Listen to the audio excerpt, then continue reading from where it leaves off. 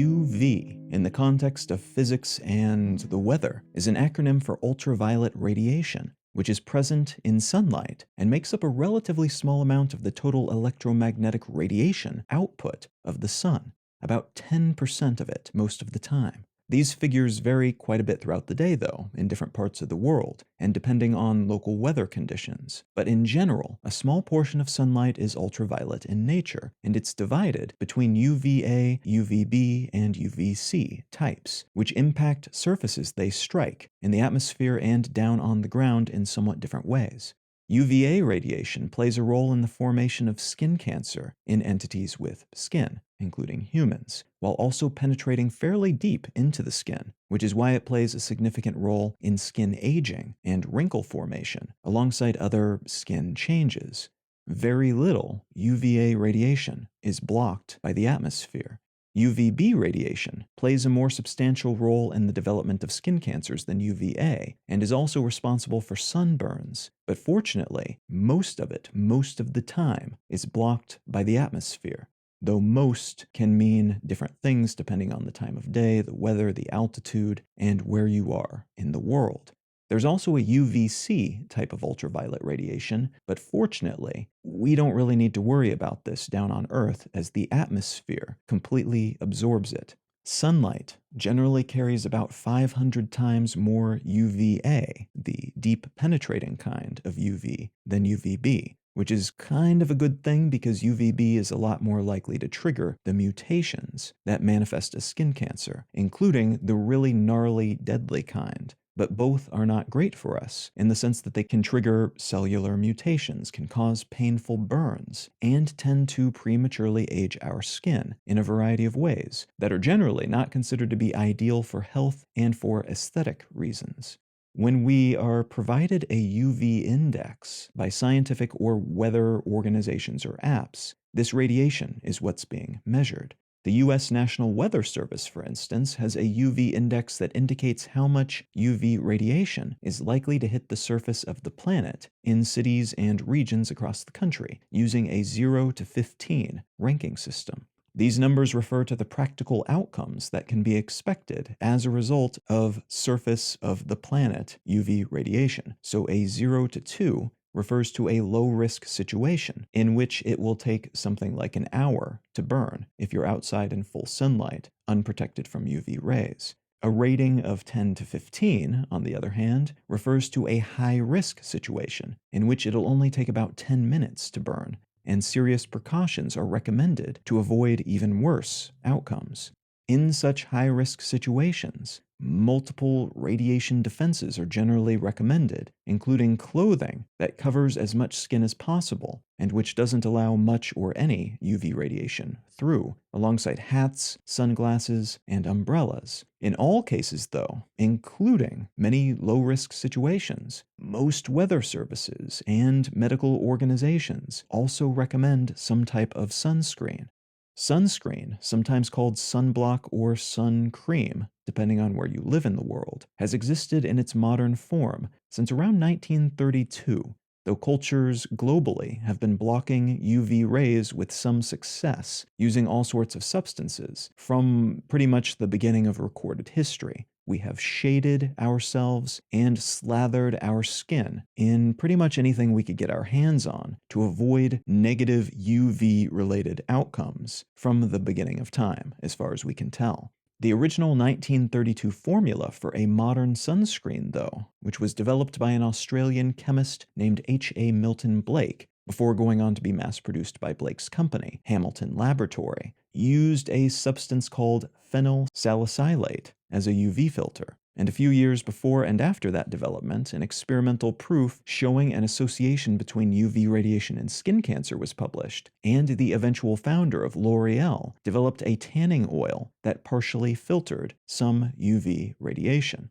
Over the next few decades, a slew of chemists developed their own sunscreen-like substances. The U.S. Army Air Force invested in a study that concluded that dark red veterinary petroleum, which was later marketed as a product called Red Vet Pet, was the optimal sunscreen for the military's purpose, which was then improved a bit and mass-produced in the 1950s as Coppertone and Bain de Soleil, And in the mid-1970s, another Australian chemist adopted and added to some earlier calculations to develop the SPF global standard for UVB protection. And again, UVB is the more skin cancer and sunburn causing type of UV radiation. It's been estimated that some of these earlier sunscreen formulations, including those that emerged a bit later in the second half of the 20th century, had an SPF of about 2. What I'd like to talk about today is the modern sunscreen market and why, despite playing a significant role in the development of such products, the US is quite a bit behind most other countries when it comes to this particular product category.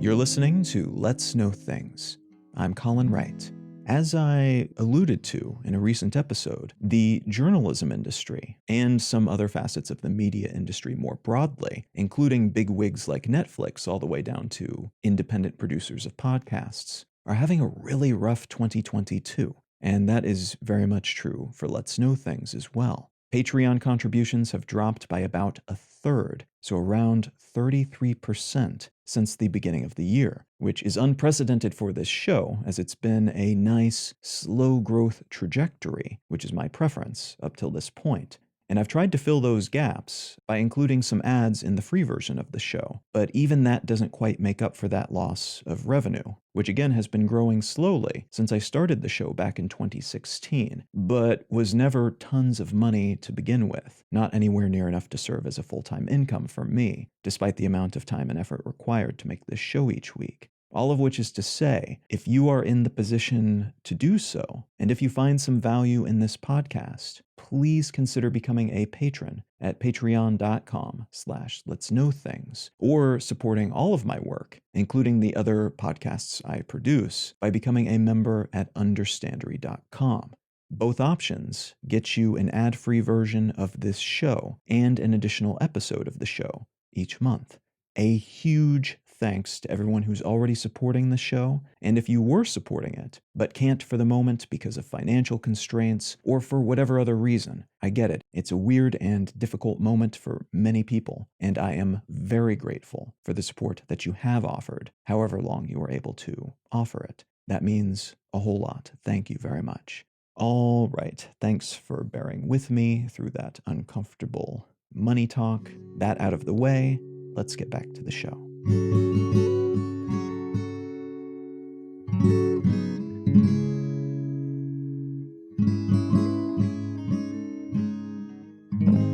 The article I'd like to start with today comes from The Atlantic, and it's entitled, "You're Not Allowed to Have the Best Sunscreens in the World." The "you" in that headline is Americans, residents of the United States, and the "why" behind that inability to get the best sunscreens in the world is tied to the U.S. Food and Drug Administration's approach to regulating the sunscreen industry. Before we get into that, though, let's rewind back to the latter half of the 20th century when, in the late 1970s, water-resistant sunscreens, which had been under development since the mid-1960s, began to come onto the market. That innovation increased the number of use cases for sunscreen, including use while swimming or playing sports. And it arrived around the same time that some sunscreen formulations were being banned because of negative effects that they could have on human health, which also happened around the same time that SPF was formally adopted by a slew of countries and regulatory bodies tasked with testing sunscreen products around the world, and when some new UV-blocking substances,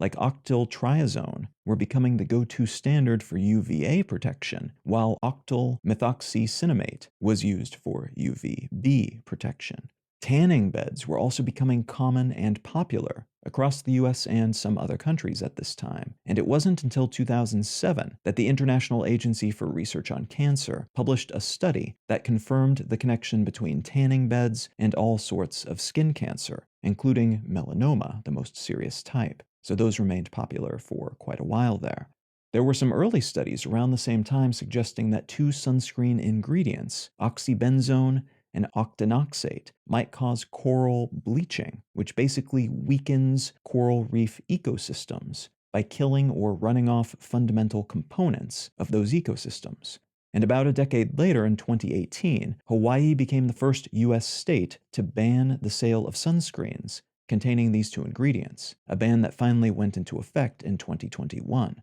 Other research during that decade suggested that other UV blocking substances could also lead to coral bleaching, including zinc oxide, which is a popular physical sunscreen ingredient. Physical sunscreen is the somewhat misleading but common term for inorganic sunscreen, which makes use of substances like zinc oxide and titanium dioxide to absorb UV radiation, which is in contrast to organic sunscreens, which are commonly but also somewhat misleadingly often called chemical sunscreens, which are more likely to utilize the aforementioned oxybenzone, octinoxate, and other such substances for UV absorption purposes. Interestingly, while a lot of marketing materials aim to differentiate the two by saying inorganic sunscreens block or scatter light, while organic sunscreens absorb it, research has shown that both actually absorb rather than reflect as their primary feature, and the main differentiation is where on or in the skin the substance sits while it does this absorbing. Some relatively recent research by the FDA indicates that some of those organic substances can be detected in users' skin, blood, urine, and breast milk, even weeks after sunscreen is applied. And there's reason to believe that these substances might be linked to some types of cancer as well. But the American Cancer Society continues to recommend that people use sunscreen of whatever type works best for them, because of how well it protects against various skin cancers, which they consider to be the bigger threat at this point, based on the evidence we currently have. Research also shows that regular use of sunscreen can slow the development of wrinkles and saggy skin in people with some, mostly lighter, skin types, and another, far smaller study suggests that the use of SPF 30 or higher sunscreen every day for about 3 months can reverse photoaging impacts on the skin, so wrinkles and sagging and such, for up to 1 year.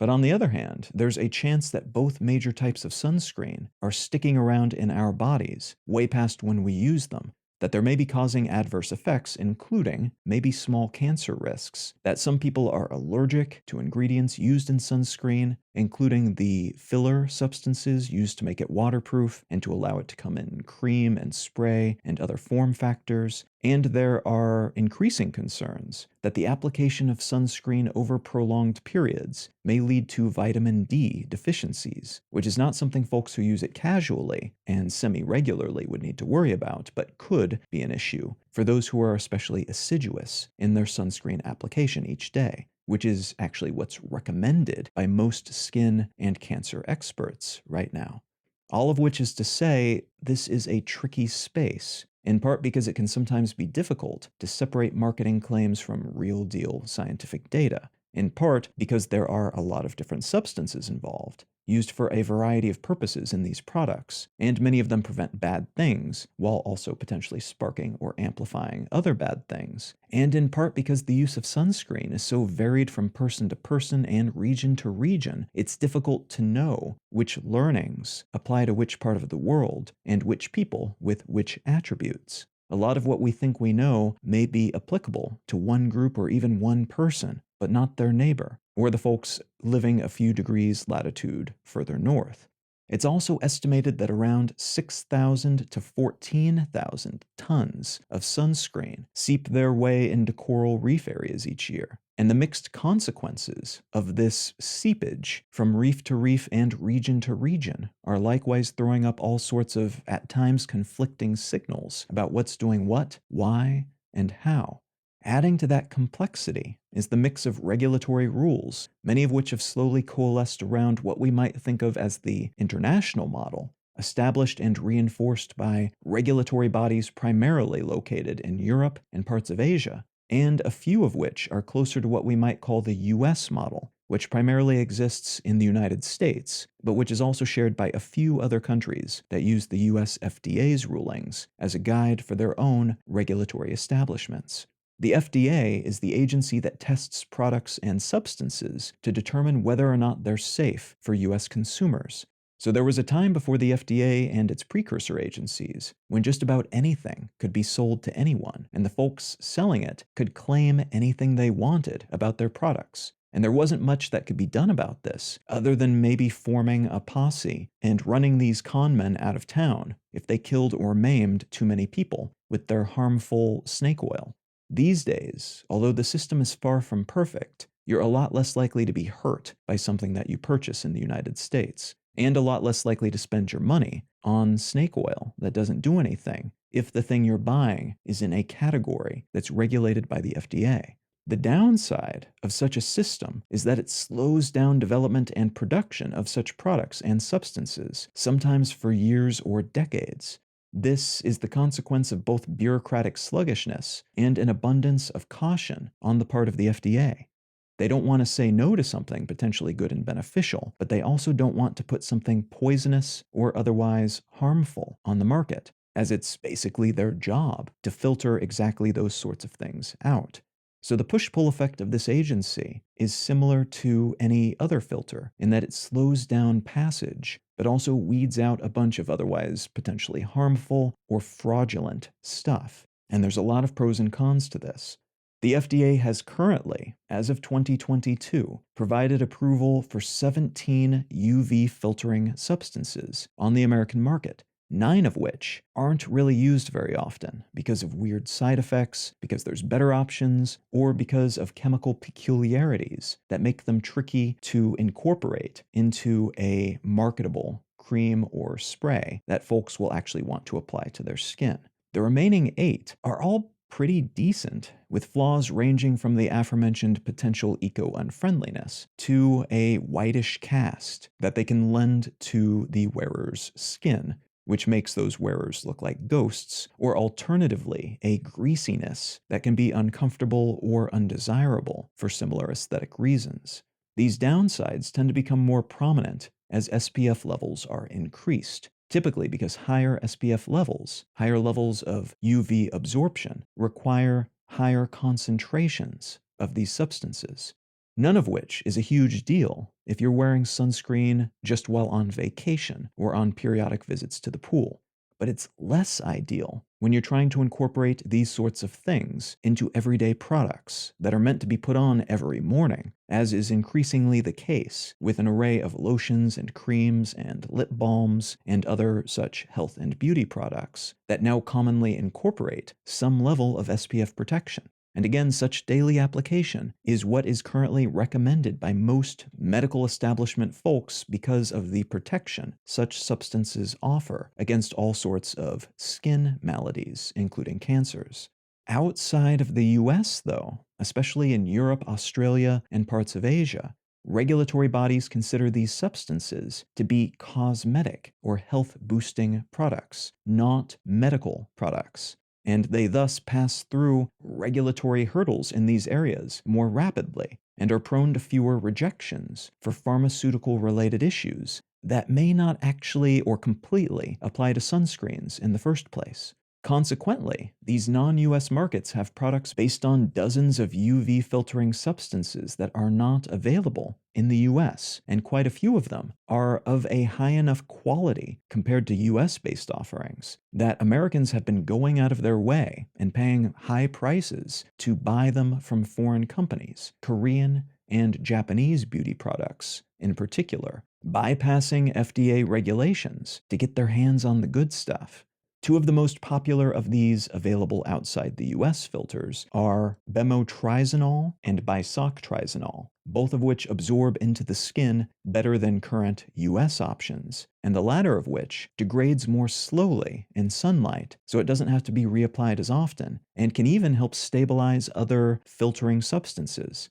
and is thus often combined with other substances in order to increase SPF efficacy. There have been efforts from the companies making these products and within the US Congress to speed up the approval for UV filtering substances, so more of them, both sunscreens and beauty products containing SPF-lending chemicals, can be made available on the US market. Efforts by L'Oreal in 2006 only resulted in a few new beauty products with these sorts of chemical filters on the US market, though. And a law passed by Congress in 2014 meant to fast track the approval process for these sorts of ingredients has yet to have an impact. There are 8 of them up for consideration by the FDA at the moment, but all are stalled at various stages of that process, in most cases because the companies seeking that approval are unable to provide data requested by the FDA, data that, it's been argued, makes sense for pharmaceutical products and the approval of such products, but make less sense for this type of product category.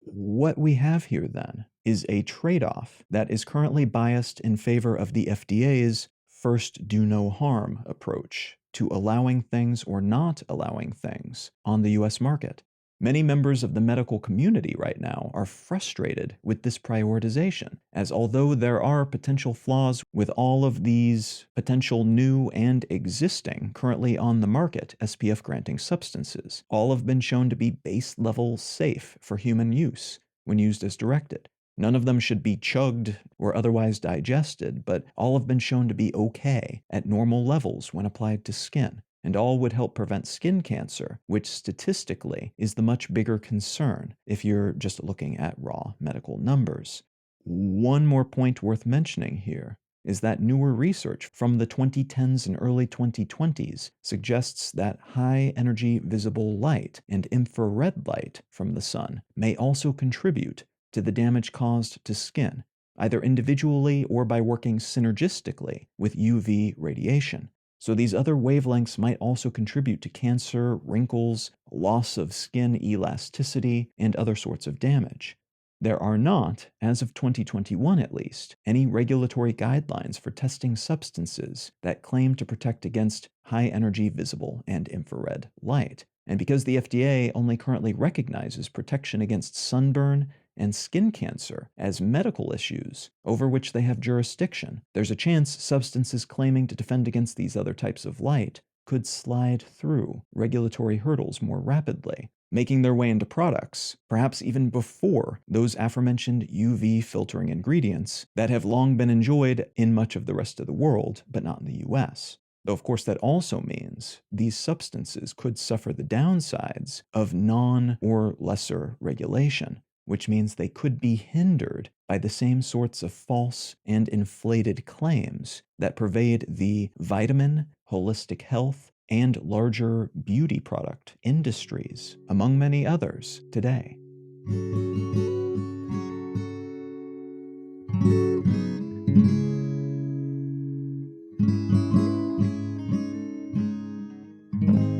One more quick money-related call to action on the way out here. This is a terrible time financially for most news entities around the world, including for this little individual-run, independent podcast. So if you're finding any value in what I'm doing here, and if you're in the position to do so, please consider becoming a patron at patreon.com/letsknowthings, or supporting all of my work by becoming a member at understandery.com. In doing so, you'll get an ad-free version of the show and get an additional episode of the show each month. A great big thanks to everybody who's helping to support the show or who has in the past, and thank you in advance if you're considering doing so in the future. The book I'd like to recommend today is called The Heroine with 1001 Faces by Maria Tatar. The author of this book is an expert on mythology and fairy tales, and the book is a spin on the traditional concept of the hero with 1,000 faces and the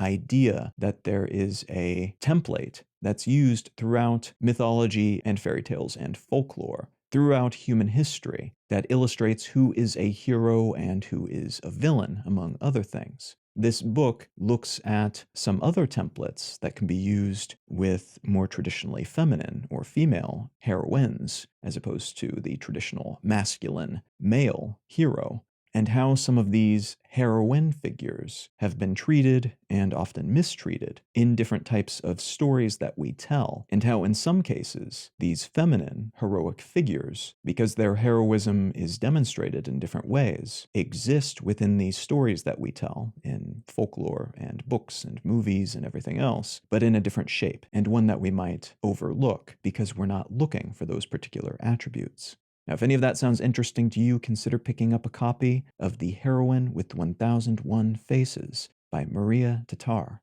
You can find out more about me and my work at Colin.io. You can find the show notes and transcript for this and every episode of the podcast at letsknowthings.com. You can find a portfolio of my other work, including my other podcasts, at understandery.com. And feel free to reach out and say howdy on social media. I'm Colin Wright on Facebook, and at Colin is my name on Twitter and Instagram and most of the other ones. Thank you so very much for listening. I'm Colin Wright, and I'll talk to you again next week.